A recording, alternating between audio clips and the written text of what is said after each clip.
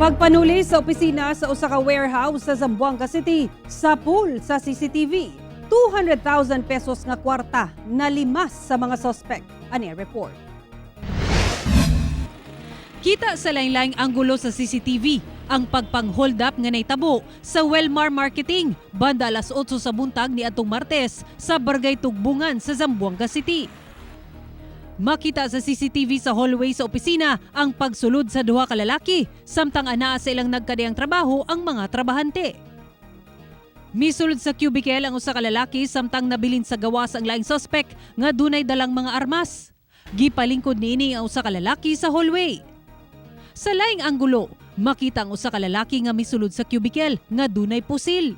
Gani na taranta ang duha ka empleyadong babay hangtod nga naablihan niini ang vault ug nakuha ang mga folder ug envelope nga duna kunoy sulod nga kwarta. Gikuha kini sa mga suspect dayon sibat. Sa usa pa ka anggulo sa CCTV, nakita ang tulo ka suspect gawa sa gate nga palarga na sakay sa ilang motorsiklo. Nahuman ang pagpanulis, sulod lamang sa napulo ka minuto. Based sa nakuhang interview sa cashier, more or less 200,000. Giingong nagpakaron ingnong pulis ang tulo ka suspect pagsulod sa gate ug gidisarmahan ang mga gwardya. Nabilin ang usa ka lalaki aron bantayan ang mga gwardya ug ang duha ang misulod sa opisina.